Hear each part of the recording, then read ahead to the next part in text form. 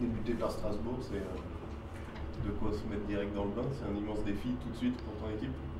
C'est sûr.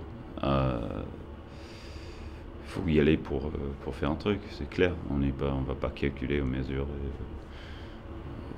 On peut essayer de voir les préparations comme jauge de l'état de forme de l'équipe, mais comme on a peu d'infos, c'est le début du championnat, il faut attendre à ce qu'on a notre chance et que si on est vraiment très fort, peut-être il y aura vraiment l'occasion d'aller gagner là-bas. Mais voilà, c'est une équipe qui a fait des très grandes saisons dernièrement et qui est en Euroleague, donc au niveau effectif et talent clairement, ils sont très costauds. Est-ce que tu as vu lundi qu'on sera Limoges n'a pas dû te contredire pas? Ouais, j'ai regardé. Bon, on est sur, évidemment, pas juste le dernier match, mais l'ensemble de la prépa. On les connaît, hein, c'est Vincent, il a trouvé son basket. Donc, il y aura peut-être un ou deux trucs qu'on n'attend pas, mais globalement, on sait ce qui nous attend. C'est juste qu'eux, ils le font très très bien. Et voilà, comme je dis encore une fois, ils ont beaucoup de possibilités par rapport à leur effectif. Donc on sait ce qui nous attend, mais ça ne va pas pour autant être simple. Mais tu dis, on peut avoir une chance. Bah, peut-être ouais. On va pas être prêt comme était le cas de Limoges. On a par contre voilà, tout le monde sur le pont. Certains qui ont manqué peut-être un peu d'entraînement, c'est avec leur, tu sais, David et Charles, l'arrivée un peu en retard, mais sinon on n'a pas spécialement d'excuses de ne pas être dans notre match, ou en tout cas dans l'engagement qu'il faut. Après, si Strasbourg, ils sont intraitables chez eux, ils font serrer, ce serait un peu de notre faute, mais aussi de leur qualité. Donc, j'espère en tout cas qu'on a la qualité pour rivaliser avec eux. Mais sinon, en tout cas, ce serait vraiment le baromètre pour savoir à quel niveau il faut se mettre pour y croire. Oui, justement, c'est un bon baromètre. C'est ça, c'est pour se jauger par rapport à une équipe comme ça. Voilà, ce n'est pas le match que vous allez cocher sur un calendrier en disant bon, c'est ça qui va faire la différence, il faut gagner ce match. Voilà, c'est très tôt, c'est à Strasbourg chez l'équipe Euroleague, donc on est Cendrillon dans ce cas-là. On n'est pas le favori. Et on va espérer vraiment sortir un gros perf et effectivement pouvoir se juger. C'est ça. On a vu qu'ils sont largement au-dessus pour l'instant de Limoges à ce moment de la saison. Est-ce que nous, c'est pas le cas? Ouais. Mais bon, à la limite, il n'y a rien à perdre. Il y a tout à gagner sur un match comme ça. Justement, c'est pas un match perdu, c'est un match perdu. Oui. Bon, on ne peut pas se projeter sur un championnat où ça n'a pas encore démarré. Mais effectivement, il y aura peut-être d'autres matchs où on va dire il faut absolument gagner. Là, c'est effectivement un gros bonus, un énorme joker. Si dès l'entame, on va à Strasbourg pour gagner. C'est ça. D'accord. Tu me disais l'autre jour qu'en fait, à la mi-temps de Strasbourg-Limoges, bon, tu n'as même pas regardé la deuxième, tu en avais assez vu, ça t'a suffi pour... Oui, et puis à partir du moment qu'on est à moins 30, c'est sûr que les coachs ils vont conserver les joueurs, ils vont tourner sur des choses un peu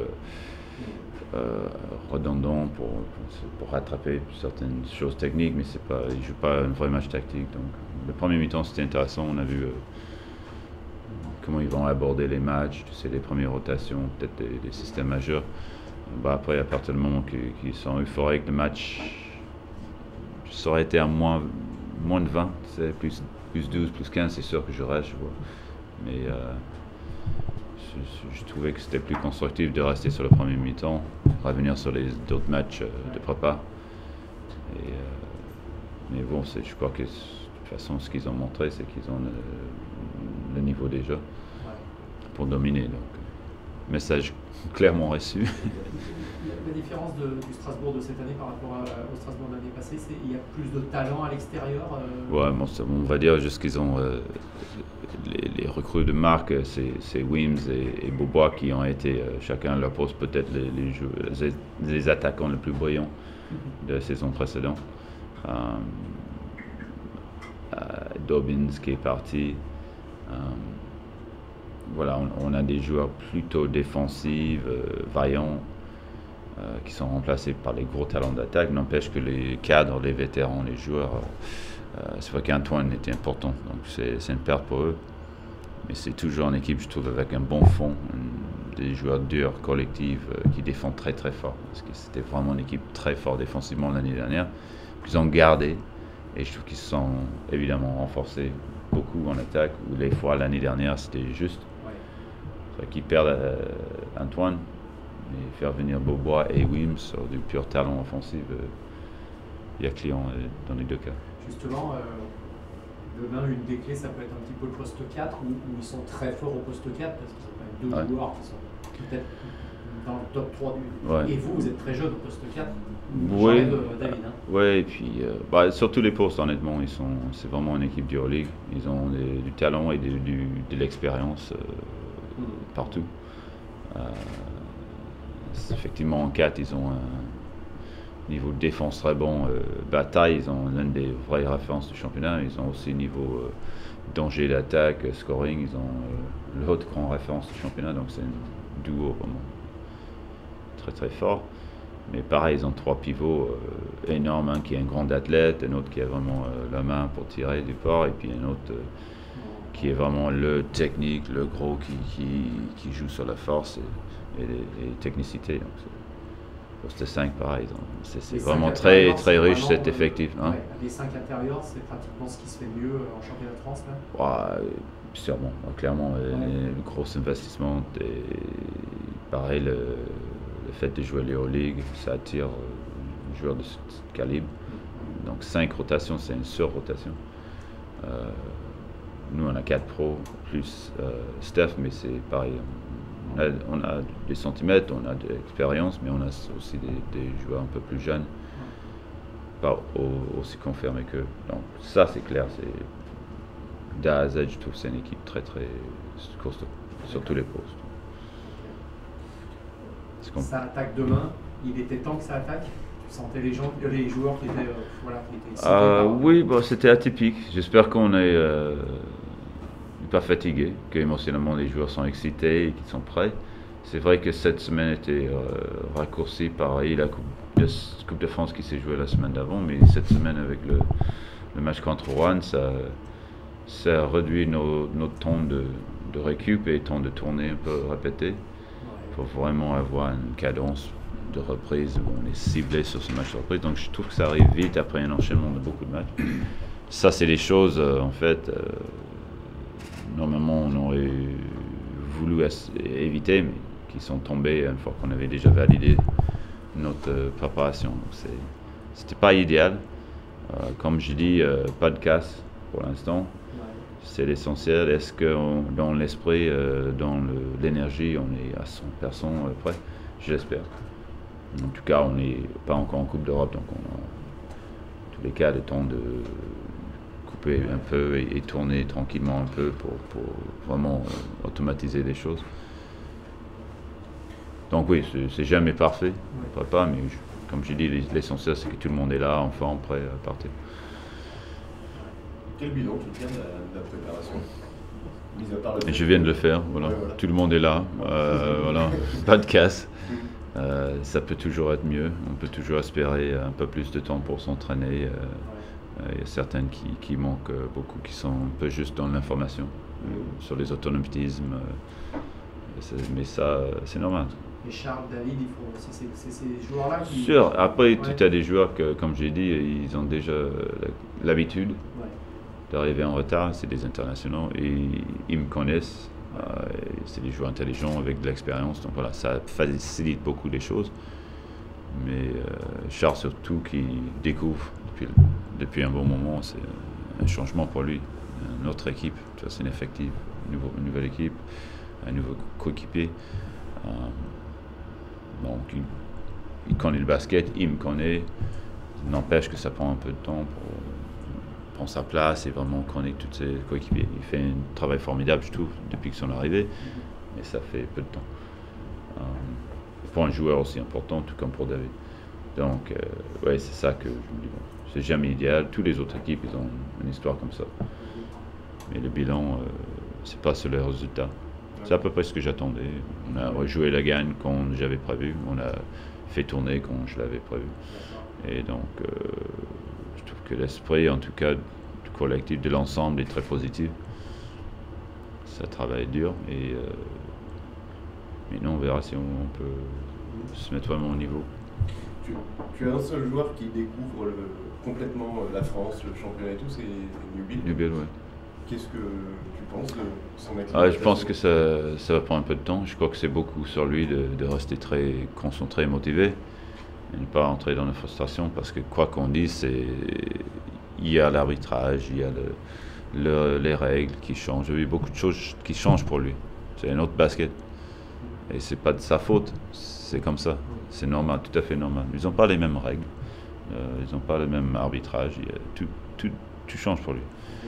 Il est dans une adaptation. Bon, il a des joueurs beaucoup plus fermés physiques en Europe, donc c'est un fort talent qui a l'habitude de transpercer, de trouver des solutions. Et parfois, il se trouve quand il n'est pas concentré ou il se précipite en attaque, il est en échec, alors qu'il a un gros talent, ça ne se dispute pas. Donc, est-ce qu'il est vraiment calé, concentré pour être dans cette adaptation et être efficace toujours? Parfois oui, parfois non. Donc, il faut maintenant qu'il soit vraiment, ça y est, c'est les 20 matchs, qu'il soit vraiment très focus sur ce qu'on a préparé, parce qu'on a bien préparé les matchs. Et de l'autre côté du terrain, pareil, il a un gros talent, il est très physiquement très intéressant sur le plan défensif. Mais il y a beaucoup d'aide, beaucoup de rotation, des choses à communiquer avec les coéquipiers en défense. Et il faut qu'il soit très concentré, parce que encore une fois, c'est pas le même jeu. Donc le potentiel, le talent, la capacité, il l'a. Maintenant, c'est dans la concentration et le mental qui va falloir être fort. Après, on aura un peu quand même d'indulgence. Je ne vais pas le flinguer tout de suite parce que, comme je dis, c'est normal, c'est pris en compte. Quand on prend un jeune joueur, que ça va prendre un peu de temps. On a d'autres qui devraient, dans ce cas-là, pouvoir l'épauler, faire la différence. Donc, comme je dis, beaucoup est dans l'approche et dans l'engagement mental de ce que j'attends. Est-ce que ça reste un match particulier pour toi de coacher contre Vincent? Plus vraiment maintenant, parce que c'est vrai qu'au début c'était vraiment une référence pour moi et je n'avais pas l'habitude d'autres entraîneurs. Maintenant je connais très bien la plupart des entraîneurs. On a eu des rivalités, parfois on a joué dans des finales l'un face à l'autre, on a fait des choses ensemble humainement. Donc c'est vrai que ce serait toujours pas juste un autre entraîneur pour moi, mais ça ne rentre plus vraiment dans les calculs. Sauf qu'on se connaît toujours très bien depuis très longtemps. Donc il y a une dynamique là-dedans, tactique, qui se joue, mais ouais, c'est de moins en moins. Ça a toujours été, mais je trouve qu'avec le passage du temps, c'est de moins en moins. On a dû être, je ne sais pas combien de fois maintenant, face à face. Au moins une vingtaine de fois, donc plus. Est-ce que c'est important de savoir que l'adversaire te craint? Parce que Vincent, il craint toujours tout le monde, mais non. Mais voilà, puis il a raison. Mais a priori, ils vous craignent quand même beaucoup. Est-ce que c'est important ça de le savoir? Non. C'est de toute façon, j'ai du mal à le croire. Une équipe qui a l'habitude de dominer comme ça, c'est plus du respect que de la crainte. Et le fait qu'ils nous respectent fait qu'ils vont être prêts. Et du coup, de mon côté, tout ce que je peux te dire, c'est qu'effectivement, ils vont être prêts. Ils sont chez eux, ils savent ce qu'on veut faire et ce qu'on est capable de faire. Donc, il faut qu'on soit prêts, nous, parce qu'on sait qu'ils vont être prêts. Mais de là à imaginer qu'ils nous craignent, ça, c'est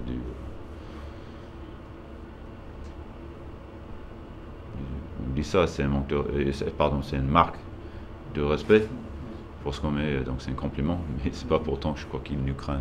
Je crois que c'est juste du respect. Comme nous, on les respecte beaucoup. Pas de crainte, on croit qu'on peut les battre. Est-ce qu'il y a des enseignements à tirer du premier match que vous aviez fait à Bourg contre eux ou pas du tout, parce que c'était le premier justement? Ah, quand même. Pour les joueurs surtout, ils revoient les images où on n'avait pas donné du tout d'informations tactiques et tout ça, on n'était que sur nos formes de base de jeu, et qu'on a pu voir en attaque et en défense quelles sont leurs bases de jeu. Et donc où là, ok, il faut rectifier, là on était en difficulté, et puis c'est facile dans ces cas-là de construire un tactique. Et donc pour eux c'est évident, c'est toujours plus facile sur les matchs retour pour ça, parce qu'on se voit face à eux, on voit où on était en échec, comment il faut faire.